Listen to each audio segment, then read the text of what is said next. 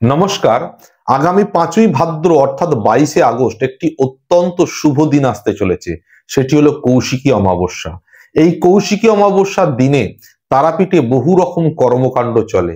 আজকের ভিডিওতে মূলত আপনাদেরকে জানাবো এই কৌশিকী অমাবস্যার আসল কাহিনীটি কি, তারাপীঠে এত কিছু কর্মকাণ্ডের কারণটা কি, এবং এই কৌশিকী অমাবস্যার রাত্রে মা তারার দর্শন করার জন্য এবং শ্মশান ভূমিতে সকলে প্রবেশ করার জন্য এত মরিয়া কেন, লাখে লাখে মানুষ কেন আসে এই দিনে, সেই সমস্ত নিয়েই আজকের ভিডিওর কন্টেন্ট।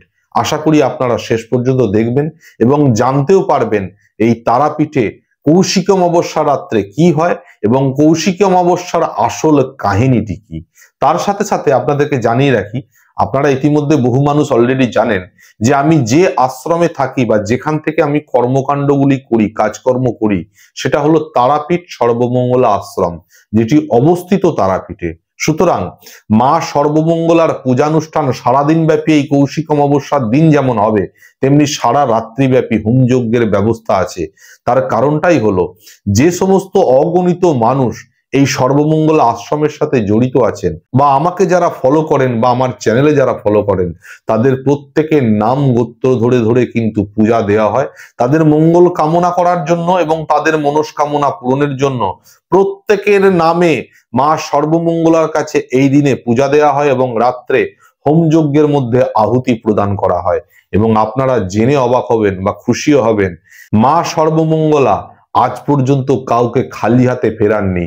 বিশেষ করে এই পুণ্য শুভ তিথিতে যার যার নামে পূজা দেওয়া হয় প্রত্যেকের মনস্কামনা পূর্ণ হয়। তার কারণটাই হলো এই তিথি, এই কৌশিকী অমাবস্যার তিথিতে একটি শুভক্ষণ আছে, একটি পুণ্যক্ষণ আছে, যে সময়ে যদি কারোর নামে মনস্কামনা করা হয় সেই মনস্কামনা পূরণ হতে বাধ্য। তার কারণটা আমি ভিডিওতে আপনাদেরকে অবশ্যই বলবো। সুতরাং আপনারা যারা এখনো পর্যন্ত মায়ের কাছে পূজা পাঠিয়েছেন, বহু মানুষ আছেন যারা পূজা পাঠিয়ে দিয়েছেন কিন্তু নিজেদের নাম গোত্রগুলো পাঠাননি, তাদের কাছে অনুরোধ করছি হোয়াটসঅ্যাপ নাম্বারে আপনাদের নাম গোত্র এবং আপনারা যে দক্ষিণামূল্য পাঠিয়েছেন পূজা দেবার জন্য তার রিসিভ কপিটা শেয়ার করবেন। এবং যারা এখনো পর্যন্ত পূজা পাঠাননি বা পাঠাতে চাইছেন, তারা দেওয়া স্ক্যানারে আপনারা আপনাদের পূজার দক্ষিণামূল্য পাঠিয়ে দেবেন এবং তার রিসিভ কপি সাথে আপনাদের নাম গোত্র হোয়াটসঅ্যাপে পাঠাতে ভুলবেন না। তো আসুন জেনে নিন কৌশিকী অমাবস্যার মাহাত্ম্য বা আসল কাহিনী কি। পুরাকালে শুম্ভ এবং নিশুম্ভ এই দুই অসুরের অত্যাচারে দেবতাকুল অতিষ্ঠ হয়ে পড়েছিলেন। সেই সময় তারা সকলে মিলে ভগবান মহাদেবের কাছে দরবার করেছিলেন যে হে মহাদেব, আমাদের সকলকে পরিত্রাণ করুন, বাঁচান এই শুম্ভ নিশুম্ভের হাত থেকে। ভগবান মহাদেব তখন দেবী দুর্গাকে এই শুম্ভ নিশুম্ভ বধ করার জন্য অনুরোধ করেন। সেই অনুরোধ মতো দেবী দুর্গা নিজের কোষ থেকে উৎপন্ন করেছিলেন দেবী কৌশিকীর।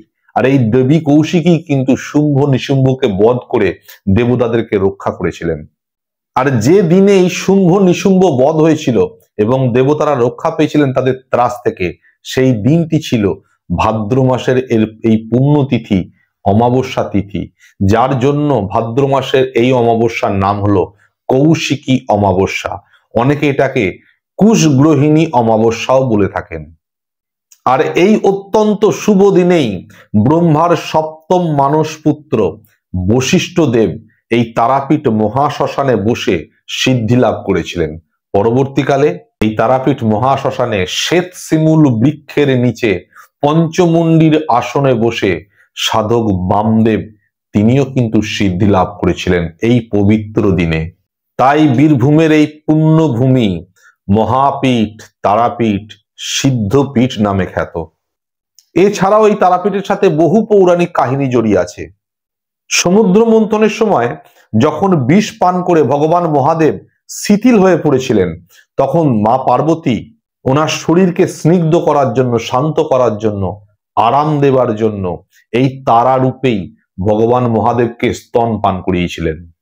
শুক্লা চতুর্দশীর দিন সেই মা এই তারা রূপেই বশিষ্ঠদেবকে দর্শন দিয়েছিলেন। আর তার জন্যই এই পবিত্র স্থানটির নাম হলো তারাপীঠ। আর যেহেতু এই কৌশিকী অমাবস্যার দিনে পূর্ববর্তী মহা সাধকরা সিদ্ধি লাভ করেছিলেন, তাই এই কৌশিকী অমাবস্যার দিন সারা দিন সারা রাত ব্যাপী তারাপীঠ সংলগ্ন এরিয়া তথা তারাপীঠ মন্দির এবং শ্মশান ভূমিতে পূজা অনুষ্ঠান, বিভিন্ন রকম হোম যজ্ঞ এবং সাধকরা তাদের তন্ত্র সাধনার কাজে লিপ্ত হয়ে থাকেন। এবং আপনারা জেনে রাখবেন একটা কথা, প্রকৃত সাধনা করতে যারা জানেন, এই কৌশিকী অমাবস্যার রাত্রেই এমন একটি মুহূর্ত জাগ্রত হয় বা অ্যাক্টিভেট হয় যখন স্বর্গ এবং মর্তের দ্বার খুলে যায়। অতএব সেই মুহূর্তটা যদি কাজে লাগিয়ে কোনো কাজ করা হয়, সেই কাজ সফল হবেই। যার জন্যই আপনাদেরকে বলছিলাম, এই কৌশিকী অমাবস্যার রাত্রে বা দিনে মায়ের কাছে যখন আপনারা পূজা দেবেন, সেই পূজা কিন্তু আপনাদের সাকসেস হবে, সেই পূজার উদ্দেশ্য আপনাদের সাকসেস হবে। যার জন্যই জোর দিয়ে বলে থাকি, এই দিন মায়ের কাছে পূজা দেওয়ার অর্থ আপনার মঙ্গল কামনা হবে, আপনার মনস্কামনা পূরণ হবে। সুতরাং যারা যারা পূজা দেবেন প্রত্যেকে অবশ্যই নাম গোত্র পাঠাবেন, যাতে আমি আপনাদের নামে পূজা দেওয়ার ব্যবস্থা করতে পারি। এবং পূজার যে সামান্য দক্ষিণা মূল্য আপনারা পাঠাবেন, সেই দক্ষিণা মূল্যের রিসিভ কপিটা অবশ্যই হোয়াটসঅ্যাপে শেয়ার করে দেবেন, যাতে বুঝতে পারি কারা কারা পূজা দিচ্ছেন।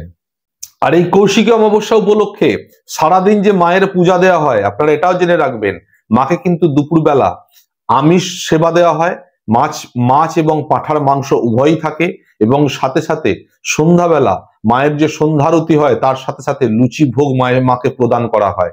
এবং সারা রাত্রিব্যাপী সেদিন তারাপীঠ মহাশ্মশানে বহু সাধক আছেন যারা হোম যজ্ঞ সম্পন্ন করেন তাদের নিজের সাধনার উদ্দেশ্যে এবং তাদের ভক্তদের মঙ্গল কামনার উদ্দেশ্যে। সেই সূত্রেই আগামী কৌশিকী অমাবস্যায় এই তারাপীঠ সর্বমঙ্গলা আশ্রমে হতে চলেছে একটি বড় কর্মকাণ্ড। এখানে মায়ের সাধনা হবে, মায়ের পূজানুষ্ঠান হবে, মায়ের হোমযজ্ঞ অনুষ্ঠান হবে, বহু মানুষের সমাগম হবে এবং পরের দিন বহু মানুষকে নিয়ে নরনারায়ণ সেবার অনুষ্ঠান চলবে। আশা করি আপনারা এই কৌশিকী অমাবস্যা সম্বন্ধে কিছুটা ধ্যান ধারণা পেলেন। আমি চেষ্টা করলাম আগামীতে এই ধরনের ভিডিও নিয়ে আবার আপনাদের কাছে হাজির হব। আজকে এখানেই শেষ করলাম। নমস্কার।